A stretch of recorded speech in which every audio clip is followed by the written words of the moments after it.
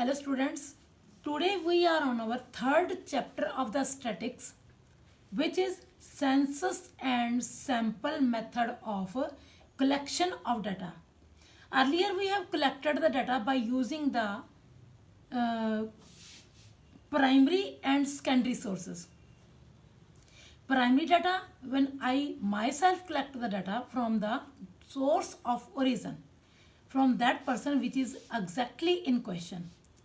And the second was secondary data, in which I am not collecting the data, but I am collecting the data collected by any other person or agency whose objective is matching with my own objective.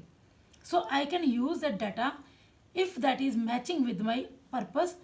Now we are on the next chapter, chapter number 3, census and sample method of inquiry. Data is collected, ठीक है.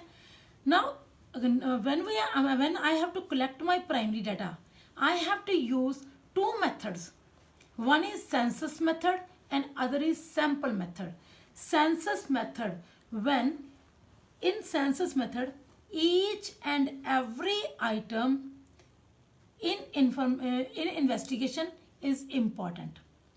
मेरे पास suppose कर लो आप लोगों का registration करवानी है CBSE board में +1 बच्चों की जब रजिस्ट्रेशन करवानी है तो I need the data of each and every student.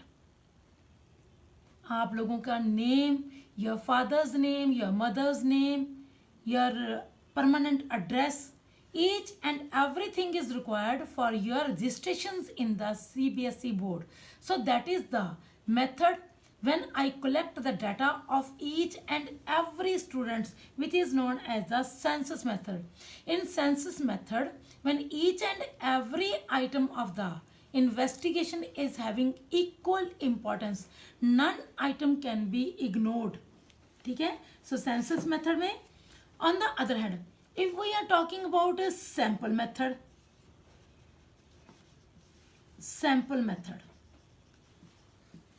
in it we can collect the data on the basis of some samples.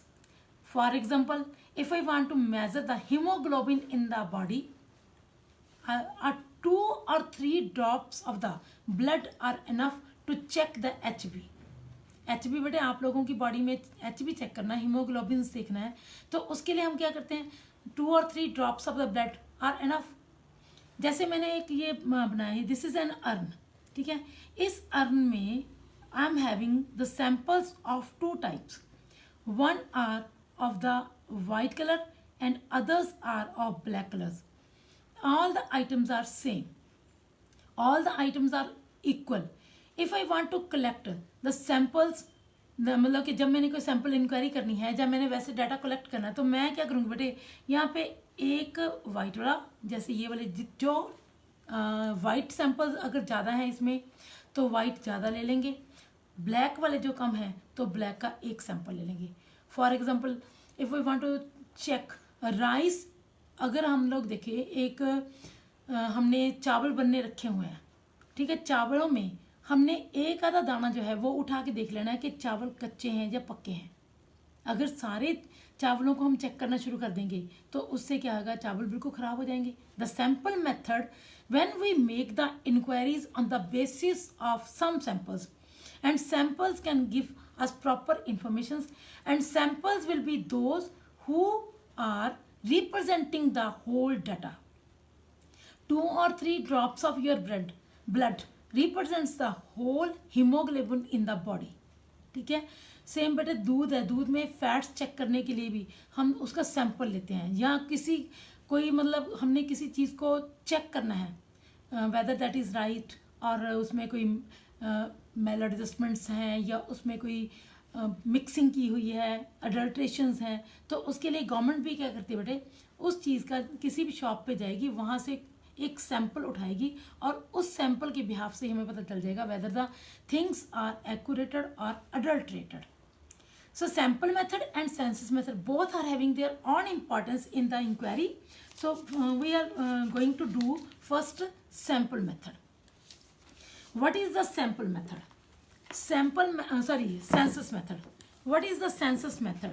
Census method, when each and every item is of the universe. Universe क्या होता है बेटे? मैंने ये बर्तन लिया ना, ये वाला अर्न जो हमने लिया है, दिस इज आवर यूनिवर्स. ठीक है. If each and every item in the universe is also known as population. जैसे बेटा हमारी कंट्री में पॉपुलेशन सेंसस होती है आफ्टर 10 ईयर्स. उस पॉपुलेशन सेंसस में हम लोग हर एक घर में जाते हैं, वहाँ का डाटा कलेक्ट करके लेके आते हैं. That is the census method. And the whole population means उसे जितने भी उसमें items are under inquiry, that is known as the population as well as universe. There is the difference between universe and sample. Universe means to say all the items which are under inquiry. ठीक है. But sample, if we take one or two items from that universe, that is known as the sample. Sample is a part of universe which is helpful for making the inquiries. The same here, census method is when all the items of universe or population are equally important. ठीक है. तो वहाँ पे investigation के लिए we will use the census method, because census method gives the inquiry of each and every items in the universe. Right. तो जब हमने सेंसस मेथड यूज करना है तो सेंसस मेथड में हम लोग ये वही यूज करेंगे.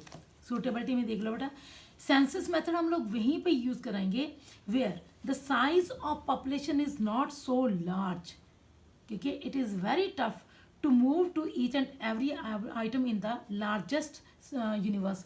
जैसे बेटे पॉपुलेशन सेंसस हमारी कंट्री में आफ्टर 10 ईयर्स होता है. उसका रीज़न यही है क्योंकि यूनिवर्स जो है वो बहुत ज़्यादा लार्ज है. बट प्रॉब्लम ये है कि हमें ये करना ही पड़ेगा.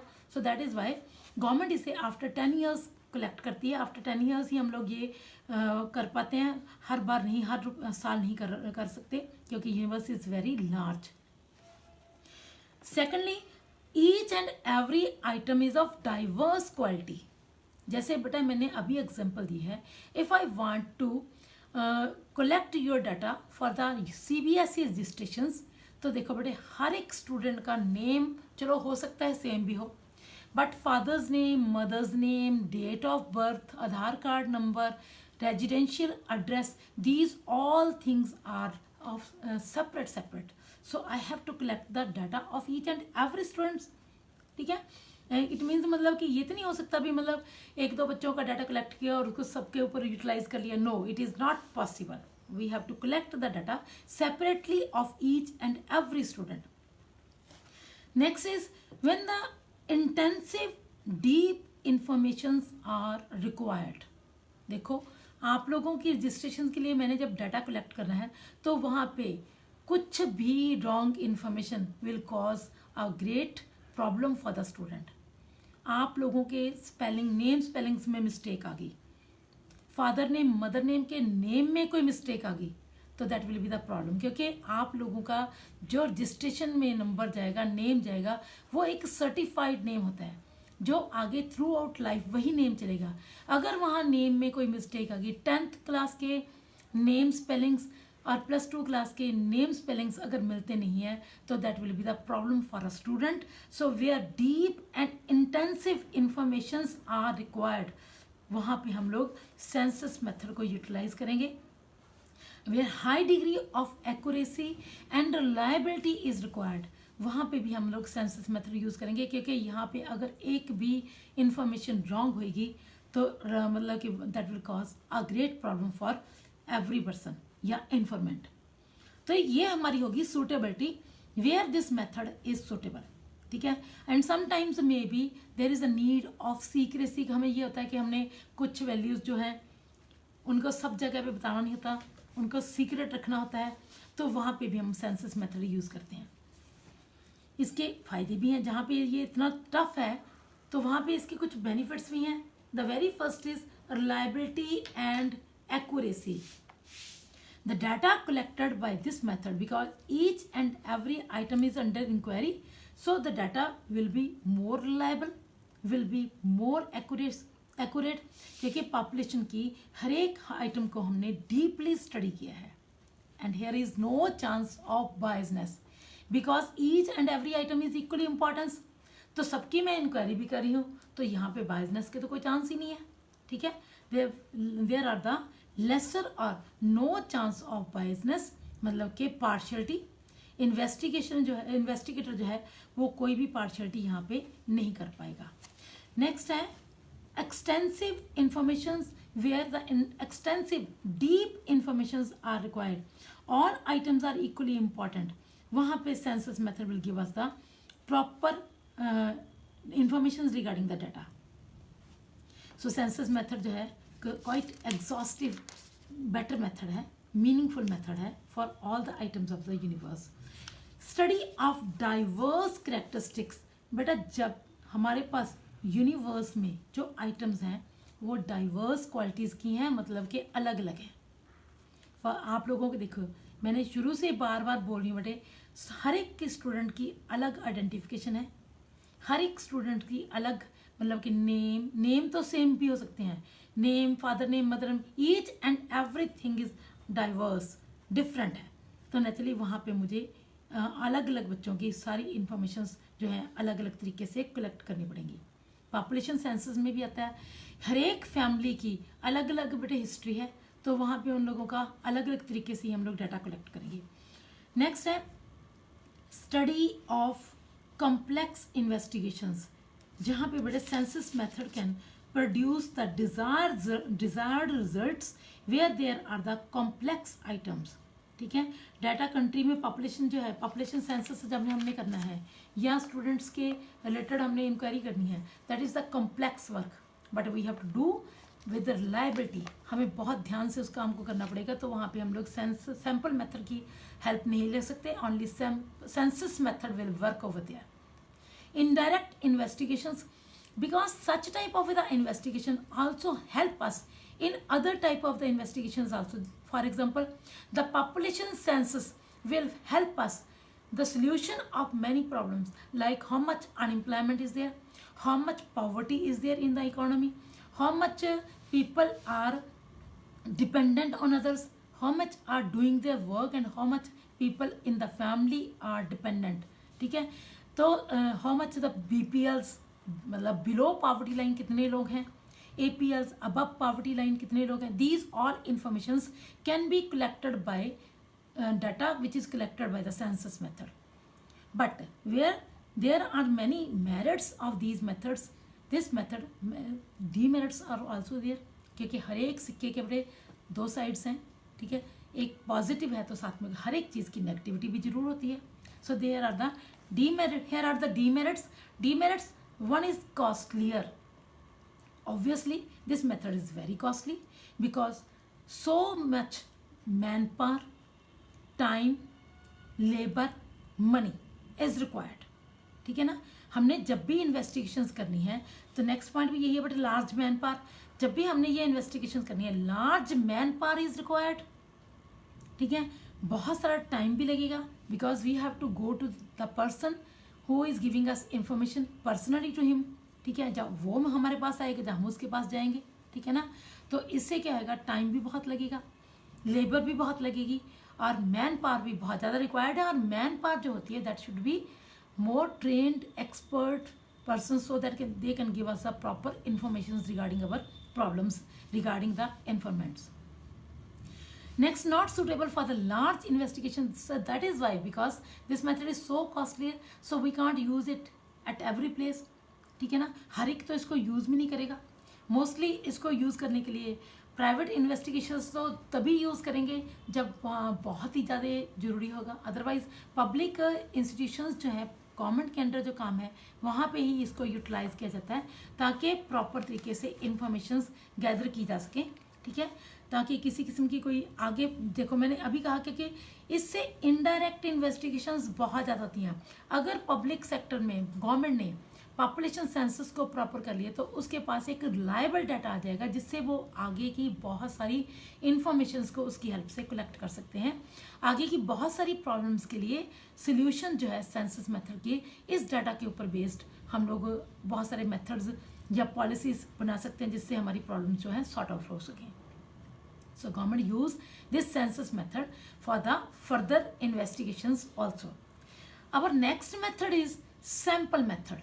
Sample method, which is related to when we make the inquiry on the basis of sample. When we make the inquiries on the based on the samples instead of each and every item. जब हमने सारी items को collect नहीं करना, हमने information जो है सारी आइटम्स के बिहाफ पे नहीं करनी. We will collect the information on the behalf of some samples and these samples should be representative to the whole data. क्योंकि कई बार ऐसा होता है कि बेटा जब हम इंक्वायरी कर रहे होते हैं तो उस टाइम पे इंक्वायरी के अंडर जो आइटम्स होती हैं वो आइटम्स अगर हम सारी आइटम्स क्या करेंगे तो आइटम्स ख़राब होने वाली होती हैं. अगर आप लोग बेटा आप किसी स्वीट्स शॉप पे स्वीट्स परचेज करने के लिए गए हैं तो आप लोग क्या करोगे, स्वीट्स में से एक पीस उठा के वहाँ की उसका टेस्ट चेक कर लोगे कि ये ठीक है, ख़राब तो नहीं है, टेस्ट वाइज इसका प्रॉपर टेस्ट है या नहीं है. अगर आप लोग सारी चीज़ों का टेस्ट करके देखने लगे तब तो फिर बहुत मुश्किल हो जाएगी बेटे. ठीक है ना. तो इस तरीके से बहुत सारी आइटम्स ऐसी होती हैं, बहुत सारी इंफॉर्मेशंस ऐसी होती हैं, बहुत सारी इन्वेस्टिगेशंस ऐसी होती हैं which can be properly investigated on the basis of samples where each and every item is equal, same है, similar है, homogeneous है. ये word use किया जा सकता है बेटे because in census method if the items are heterogeneous मतलब कि अलग अलग हैं, ठीक है, diversified हैं, तो वहाँ पे census method ही यूज हो सकता है. But if the items are homogeneous then we can use sample method.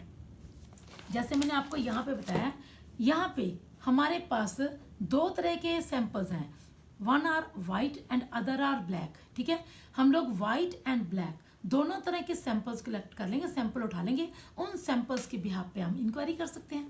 So census method is better where the items are homogeneous, are of same quality, है ना. सुटेबिलिटी में देखते हैं हम लोग. Where population size is very large, बहुत सारी items हैं, होमोजीनियस आइटम्स हैं, तो वहाँ पे हमें इंटेंसिव एग्रीगेशन की इन्वेस्टिगेशन की ज़रूरत ही नहीं है. इंटेंसिव इन्वेस्टिगेशंस की जगह we will take 1 or 2 samples and we will make the inquiry on the behalf of that samples, and where high degree of accuracy is not required. ठीक है ना.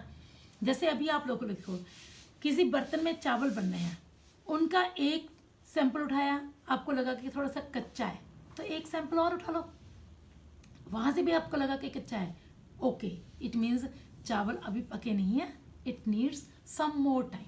It means census sample method की वजह से हम लोग उसकी inquiry कर सकते हैं कि जो सैंपल्स हमने उठाया है क्या वो सही है या गलत है. और ये हाई डिग्री ऑफ एक्यूरेसी मतलब कि नहीं, हम लोग मतलब कि एक के बेस पे या दो के बेस पे हम लोग इंक्वायरी कर सकते हैं.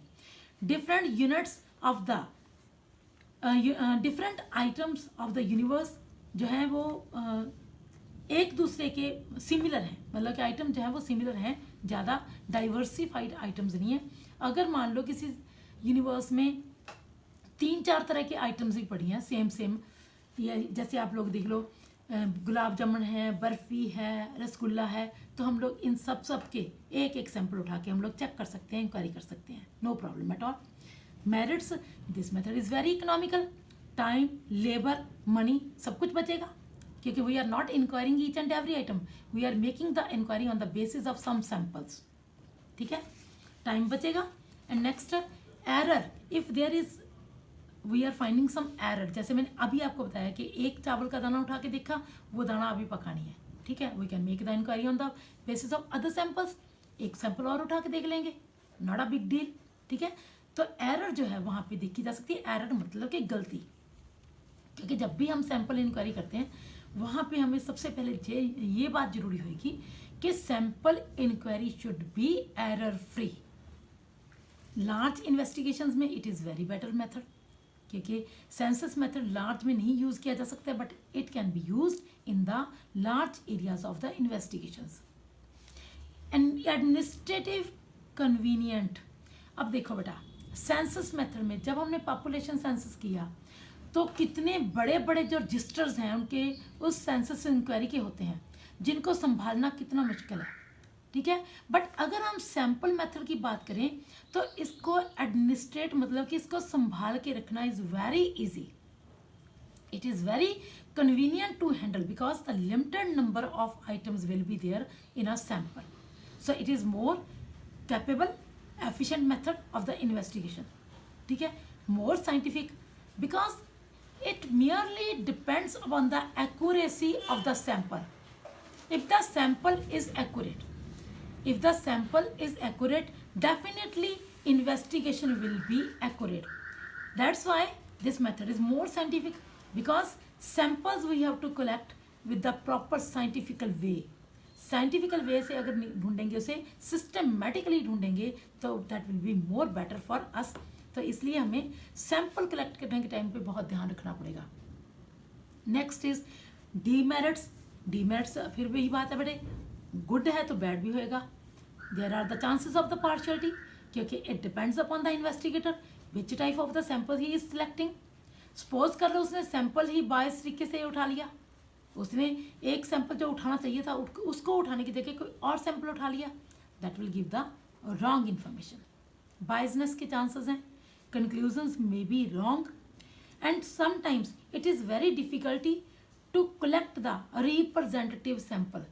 कई बार बड़े हमें समझ ही नहीं लगता कि कई बार बहुत सारी आइटम्स एक जैसी होती हैं और उसमें थोड़ा थोड़ा डिफरेंस होता है, तो उस टाइम पे which will be the better sample it is very tough to find out. तो वहाँ पे बेटे सेंसस मेथड नहीं, सैंपल मेथड ही सूटेबल होएगा। Difficulty in framing the sample, क्योंकि डाइवर्सिटी की बात तो ठीक है, कई बार हमारे पास यूनिवर्स बहुत बड़ा होता है, तो उस यूनिवर्स में हमें ये देखना मुश्किल हो जाता है कि हम कितने सैंपल्स लें। ज़्यादा सैंपल्स उठाएंगे तो वहाँ पे प्रॉब्लम है, कम सैंपल्स उठाएंगे तो वहाँ प्रॉपर इंफॉर्मेशन नहीं मिलेगी, प्रॉपर हम सारी जानकारी नहीं ले सकते। तो ये भी इसमें प्रॉब्लम आती है कि how much samples are exactly required, हमने कितने सैंपल्स लेने हैं, वहाँ पे प्रॉब्लम्स होती है। Specialised knowledge is required because the person who is collecting the data sometimes may be not expert. अगर वो एक्सपर्ट नहीं है तो sample collected by them will be not the proper samples and that will not give the proper information regarding the data. So these are the demerits of these sample method. तो जब भी हम लोग sample collect करते हैं तो वहाँ पे हमें ये जरूर देखना चाहिए कि sample must be representative to the data. अगर वो रिप्रेजेंटेटिव नहीं है प्रॉपर तरीके से, that will give the wrong information. मतलब कि अगर वो सैंपल उस डाटा के साथ मैच ही नहीं करता, यूनिवर्स को रिप्रेजेंट प्रॉपर तरीके से उनकी इंक्वायरी को सही साबित ही नहीं कर सकता, that will be wrong. Sample must be independent, that should not be affected by other things. Like अब बेटे गाड़ी की बात करते हैं, विच गाड़ी इज़ बेटर, ठीक है।